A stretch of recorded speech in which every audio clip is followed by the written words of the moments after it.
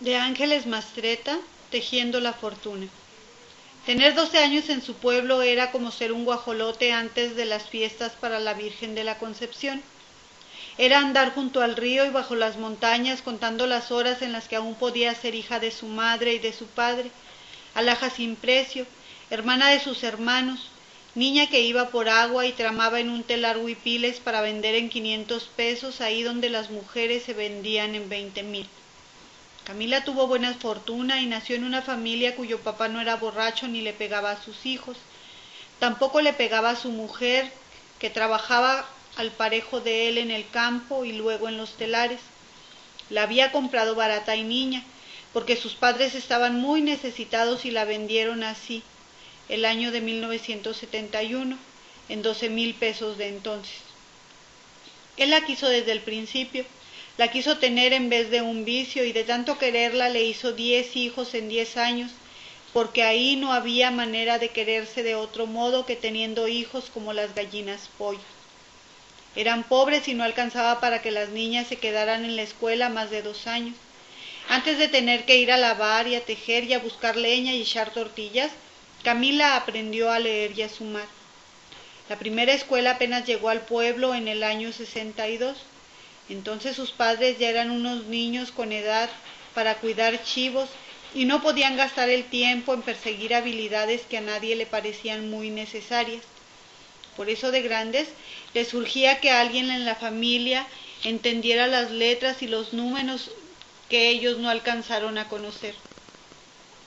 A Camila le gustó la escuela y prometió hacer 4 servilletas diarias y la dejaban quedarse más tiempo. La dejaron.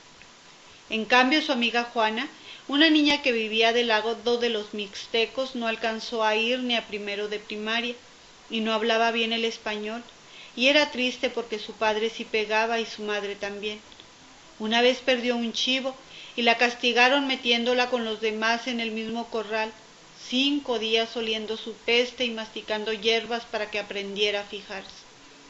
Cuando la conoció, Camila sintió esa pena rara que es una mezcla de alivio y compasión. Si ella era pobre, había otros más pobres. Si ella era mujer en su familia, mejor que ser mujer en la familia de Juana. Se encontraron lavando en el arroyo de Limón, junto a la Sierra del Campanario. Las mujeres de varios pueblos bajaban allá para lavar y luego subían a sus distintos cerros a sus mismas vidas. Allí se hicieron amigas cuando tenían como 8 años. Vivían en 2 comunidades cercanas pero distintas. En la de Camila se habla a musgo con español y se traman las telas con flores o pájaros en un telar hecho con varas sobre las que los hilos van y vienen desde la cintura en la que se sostienen. En la de Juana se habla mixteco y sobre las telas las mujeres bordan como nadie mejor en todo el mundo.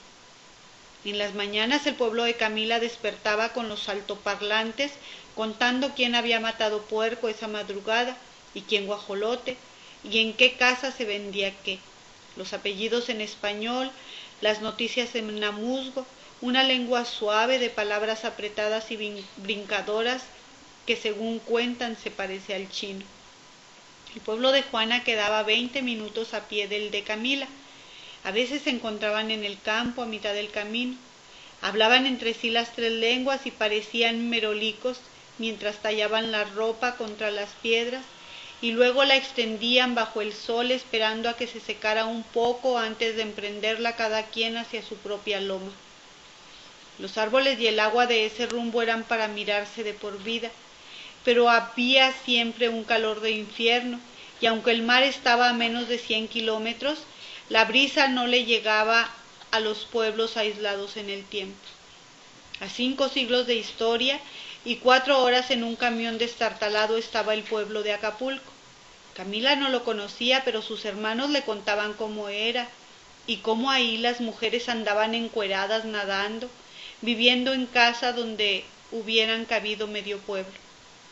2 veces al año sus hermanos iban con su padre, que bajaba a vender las telas bordadas por su mujer y sus hijas, para darlas menos baratas de lo que las compraban en la sierra los comerciantes que tenían camioneta en la que ir a la costa cada semana.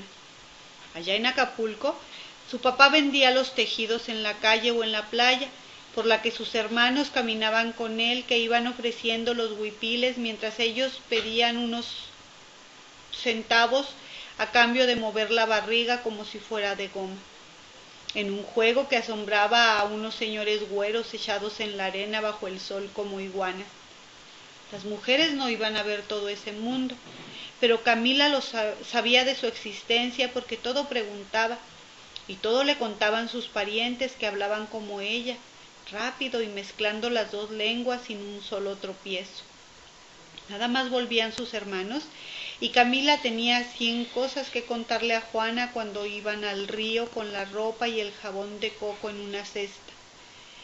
Cada una tenía su peña de piedra sobre las que tallar y se hincaban una al lado de la otra viendo al cerro y oyendo el agua pasarles por enfrente.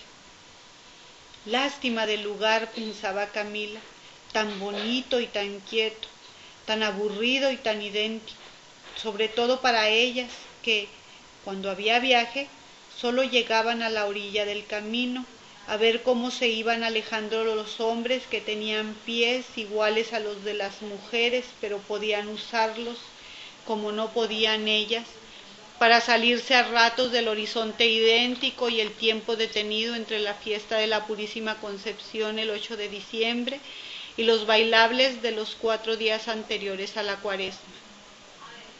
En Tlacochistlahuaca se baila una danza llamada la Conquista. Durante 12 horas la gente baila en el atrio de la iglesia para pagar favores o pedírselos a la Virgen, que a decir de la gente se apareció por allí un 7 de diciembre. Desde niñas, ellas dos bailaban hasta cansarse y hacían una pareja de antojo. Viéndola ahí, cuando cumplió 9 años, a Juana la había comprado para su nieto un viejo cabrón que andaba siempre con un machete terciado a la cintura. La compró anticipado porque su familia andaba urgida de dinero y le dieron a cambio de lo que iban a hacer un préstamo. Como su padre tenía la cara de mal pagador, el viejo le revisó los dientes a Juana y le ordenó que anduviera de un lado a otro del patio de tierra en el que comían 2 perros, un gallo, 3 gallinas y un perro al que se le podían contar las costillas. Dio el dinero y Juana sintió su mirada como un chicote. El hijo tenía 12 años y nomás esperarían a que la niña tuviera su primera sangre para casarlos.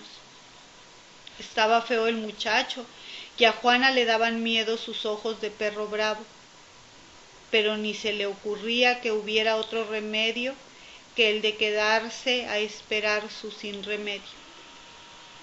Por eso la hacía reír Camila, proponiéndole que un día se fueran tras los hombres a escondidas a ver el mar y las mujeres ociosas de las que hablaba su padre como si hablara de un misterio, que se fueran, caminando hasta la cabecera municipal, rodeando el lindero de la Santa Cruz, la Loma de la Guerra y la de Lucero, hasta salir al camino que llevaba a la carretera. Amuzgos y mixtecos empezaron entonces a irse para el otro lado, y muchos de quienes allí vivían en 1983 llegaron a Nueva York sin pasar por el Castellano. Por desgracia, el prometido de Juana no se fue a ningún lado. Su familia vendía aguardiente a toda la región y de ahí les alcanzaba para vivir sin tener que irse lejos. Camila se hacía cruces, muerta de miedo por su amiga que no quería casarse con aquel espanto, cuando el hijo del mismo señor del machete se presentó en su casa para pedir que le vendieran a la hija. Que no la vendiera, le pidió Camila al buen hombre que era su padre, al hombre que había comprado a la madre en 12,000 pesos y que 13 años después podía vender a la hija en 50,000, porque no eran tan pobres como para que les surgiera salir de ella, y ya 2 veces había rechazado 25,000. ¿Pero 50,000?